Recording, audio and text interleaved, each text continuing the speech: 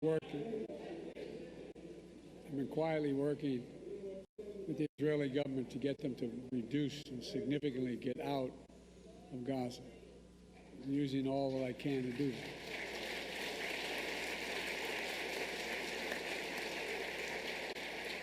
But I understand the passion.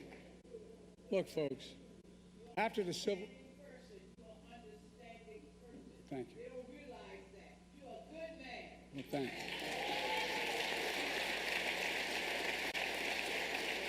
Look,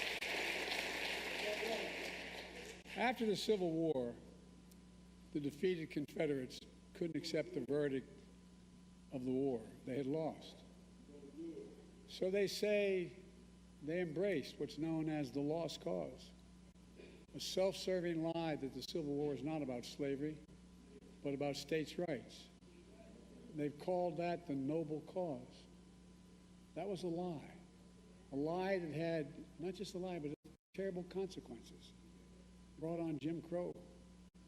So let me be clear, for those who don't seem to know, slavery was the cause of the Civil War. There's no negotiation about that. Now we're living in an era of a second lost cause. Once again, there's some in this country trying to turn a loss into a lie which, if allowed to live, will once again bring terrible damage to this country. This time, the lie is about the 2020 election. The election which you made, your voices heard, and your power known. Just 2 days ago, we marked the 3rd anniversary of one of the darkest days in American history, January the 6th, the day in which insurrectionists stormed the United States Capitol, trying for the first time in American history to stop the peaceful transfer of power in the country. We all saw with our own eyes the truth of what happened. That violent mob was whipped up by lies from a defeated former president, smashing windows, smearing blood on statues, ransacking offices. Outside, insurrectionists erected gallows, chanting, "Hang Mike Pence." Inside, they hunted for Nancy Pelosi, chanting, "Where's Nancy?" We saw something on January 6th we'd never seen before, even during the Civil War. Insurrectionists waving Confederate flags inside the halls of Congress built by enslaved Americans. A mob attacked and called black officers, black veterans, defending the nation, those vile of racist names. And yet, an extreme movement of America, the MAGA Republicans, led by a defeated president, is trying to steal history now. They tried to steal an election, now they're trying to steal history, telling us that violent mob was, and I quote, a peaceful protest. That insurrection, those insurrectionists were, these are his words, patriots. That there was, quote, a lot of love that day. In fact, the rest of the nation and the world saw a lot of hate and violence. For hours, the defeated former president sat in the private dining room off of my office, the Oval Office, and did nothing, absolutely nothing. His actions were among the worst derelictions of duty by any president in American history. An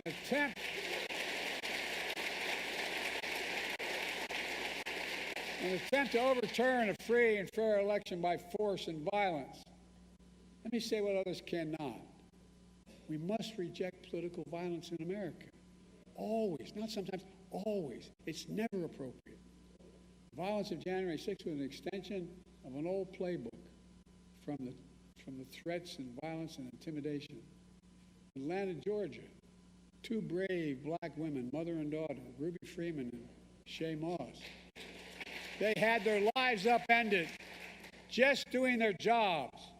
Menacing calls, death threats, forcing them to literally flee their homes. Those pushing the big lie have a conspiracy theory among conspiracy theories that outweighs them all. That there's what, but here's the fact. There's where we don't have facts. Their whole theory has no facts, has no proof, has no evidence. That's why time and again they lost in every court of law that challenged the results. 60 losses in courts of America. There's one thing they don't have. They don't have respect for the 81 million people who voted the other way, voted for my candidacy, and voted to end the presidency. In their world, these Americans, including you, don't count. But that's not the real world. That's not democracy. That's not America. In America, we all count. In America, we witness to serve all those who, in fact, participate. And losers are taught to concede when they lose. And he's a loser.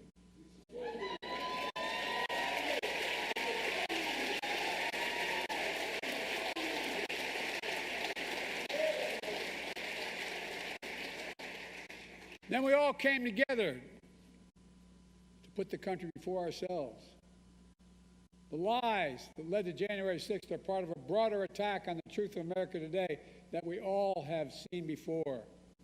The same movement that throughout the mob of the United States Capitol isn't just trying to rewrite history, January 6th, they're trying to determine to erase history and your future. Banning books, denying your right to vote and have it counted, destroying diversity, equality, inclusion all across America, harboring hate and replacing hope with anger and resentment and dangerous view of America. That narrow view of America, a zero-sum view of America that says, if you win, I lose. If you succeed, it must be I failed. If you get ahead, I fall behind. And maybe worst of all, if I hold you down, I lift myself up.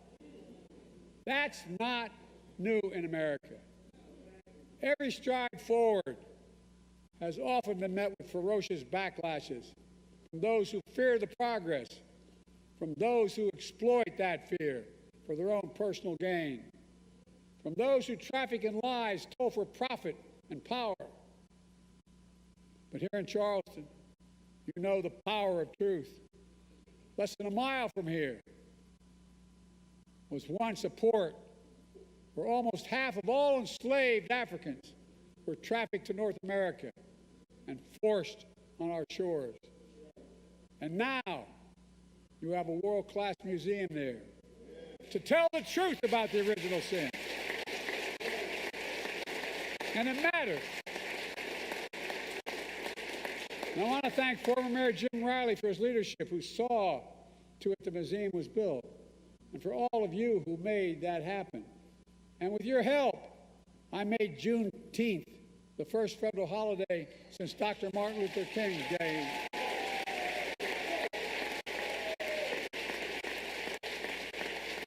This work. Why? Because the truth matters. The truth matters.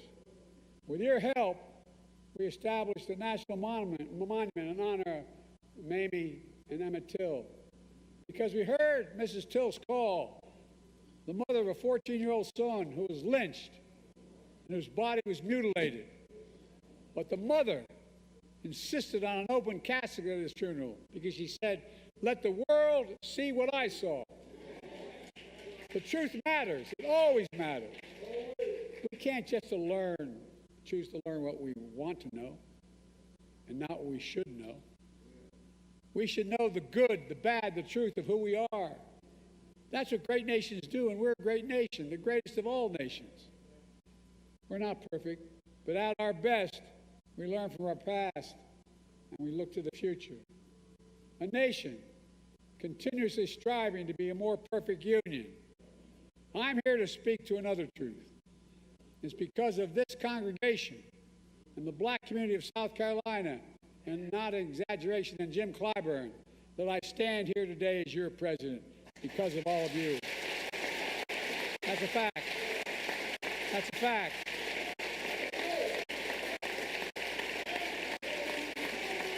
And I owe you.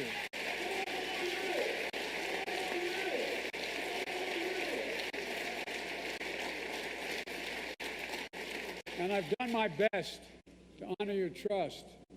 That means rejecting the small, narrow, cramped view of America, as well as lifting up a bigger and broader view of America that holds that if you do well, I do well. We all do well. We all do well if every race and background in small towns and big cities is doing better. When our freedoms are protected and we deny hate as a safe harbor where everyone has a fair shot at a life of dignity and opportunity, and where our democracy works for everybody. It benefits everybody. I don't get these guys. Everybody does better, even those folks who disagree with us. I'm keeping my commitment to you. That's the America we're building together. Instead of erasing history, we're making history. And it starts with the administration I said my administration would look like America and taps into our full talents and strengths as a nation, starting with our incredible Vice President, Kamala Harris. When we came to office, the country was in the depth of a pandemic, which we lost over 1,200,000 people. So we moved heaven and earth to get the country vaccinated, saving countless lives.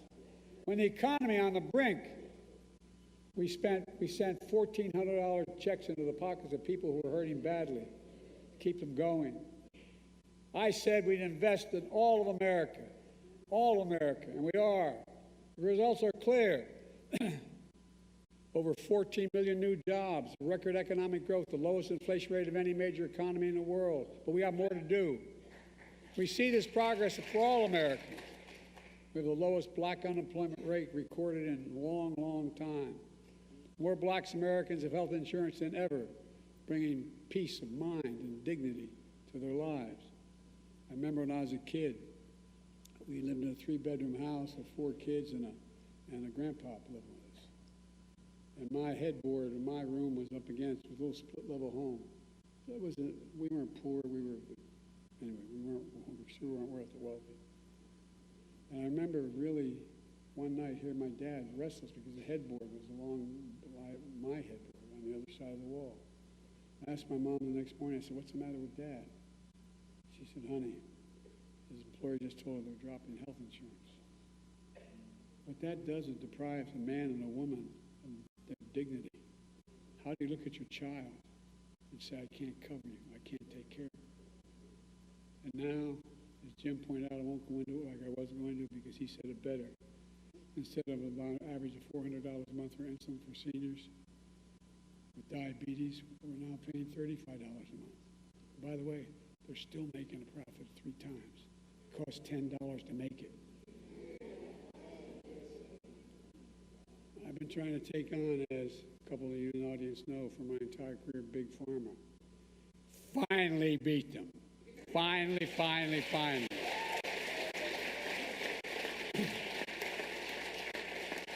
And we're going to go back and make sure that Medicare can negotiate prices for everybody, not just for seniors. Again, it saves the American taxpayers billions of dollars not having to pay pharma for these things. You know, we're growing back black wealth. We have a lot more to do. The racial wealth gap is the smallest it's been in 20 years under my watch.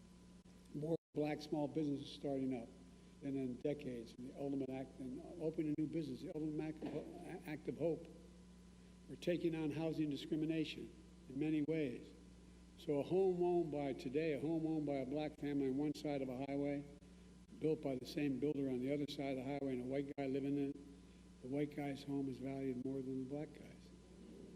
No, I know you know it. But guess what? That's how you build generational wealth when you build your home. Kamala and I are leading the charge, mainly Kamala, to protect the freedom to vote, and that be counted. Defending your freedom to choose.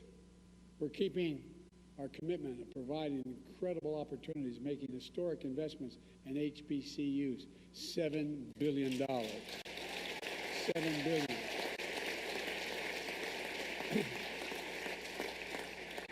They're just as good as other universities. Just only that they don't have the billionaire contributors, so they can't put the laboratories together to get the contracts to be the ones that design new aircraft carrier decks, being the ones that design what's changing. It's changing. Providing people a real shot by reducing the burden of student debt. Jim went into it. I won't go into it as I was going to. $132 billion, 3.6 million people. A significant percentage of those students are African American students. Despite our friends on the other side of the table, the Supreme Court did everything we can to stop me, replacing every lead pipe in America. Do you know how many? Not just some. Every single lead pipe in America is going to be taken out and replaced with the proper product. Why? Because in mostly poor neighborhoods, that's where those lead pipes are, and that's why kids end up with brain damage because of the lead. There's so much, I'm not going to go into it, but look, you can turn on a faucet for your child and it doesn't get sick from drinking the water and coming into the home. Delivering high-speed internet, that's affordable for everybody, everybody. So you don't have to sit in McDonald's parking lot for your child to do their homework. Producing clean energy, so you can finally breathe clean air without leaving home. Look, I understand it. When we moved from Scranton, I was raised in Claymont, Delaware. More major refineries than any place, including Houston, Texas, and just across the border in Chester. Not a joke. I grew up with asthma, most of us did, because of the prevailing winds. My mom would drive us to school in the morning as young grade school, turn on when there was a frost, turn on the windshield wiper, there'd be an oil slick on the way. Because guess what? It's all the fence line communities that get hurt. Not on my watch. It's changing. So we know there's more to do, making child care and elder care more affordable, which would save American taxpayers billions of dollars along the way. Early in my administration, we cut child poverty in half. Black child poverty in half by getting families checks every month through the child care tax credit. And the other side went ahead and blocked it. But we're going to get it back. This fight is over. We're going to come back. Because no child in America should ever go to bed hungry, period.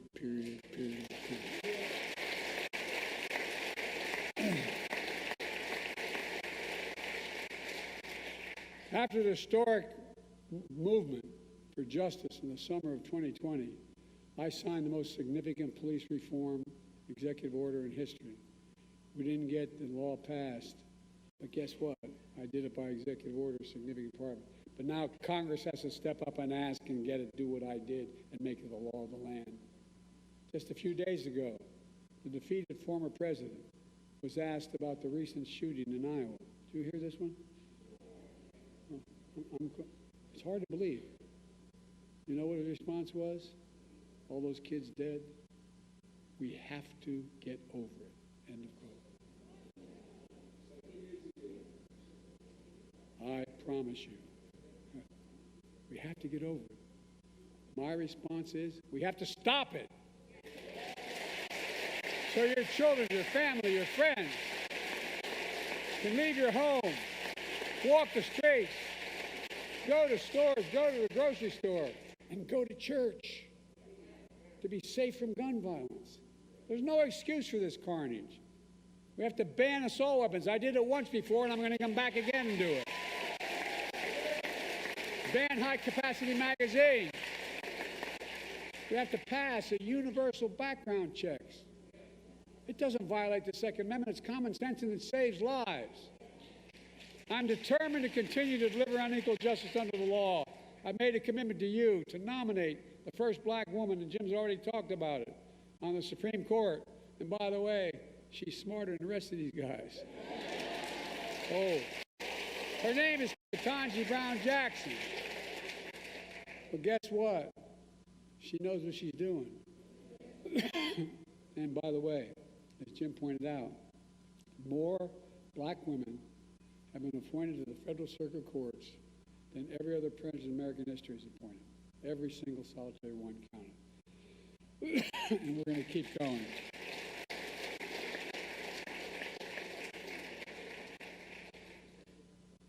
Look, I want to make it clear. You all made this possible. Because of your voice was heard in shaping your destiny. That's democracy. I'm proud to have led the effort to make sure your voice, the South Carolina voice, will always be heard, because now you're first in the primary.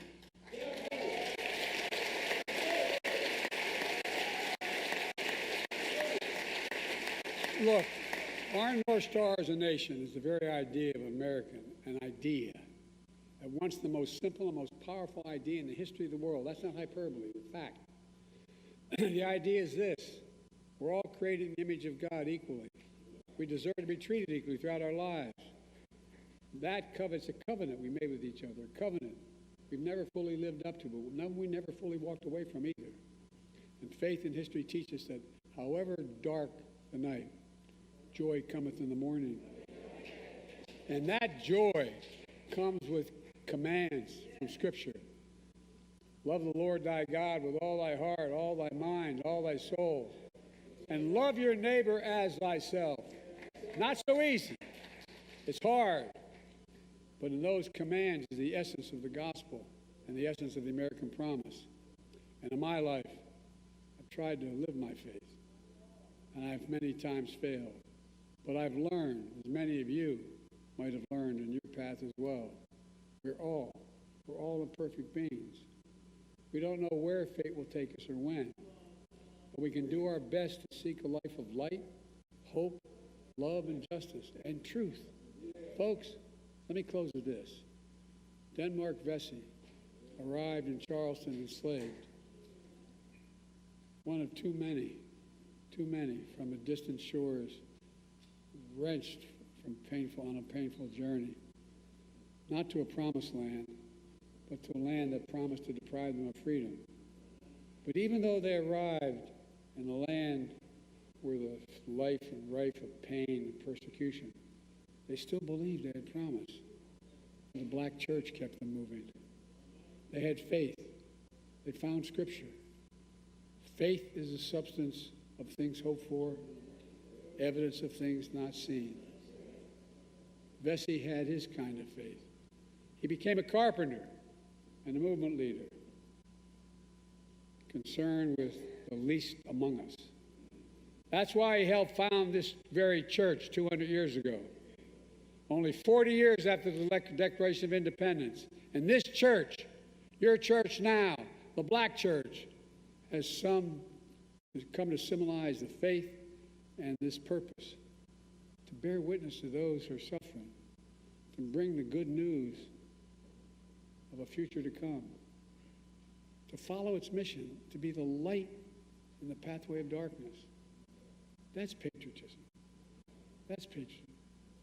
To love something so much, you make it better no matter the struggle. A patriotism that inspired generations before us to believe that in America we can do and be anything we want to be. In our time, there's still the old ghost of new garments. And we all need to rise to meet the moment. And the moment is now. Folks, my fellow Americans, this is a time of choosing. So let us choose the truth. Let us choose America. I know we can do it together, and as the gospel song sings, we've come too far from where we started. Nobody told me the road would be easy. I don't believe he brought me this far to leave me. My fellow Americans, I don't think the good Lord brought us this far to leave us behind. May God bless you all, and may God protect our troops. Thank you, thank you, thank you.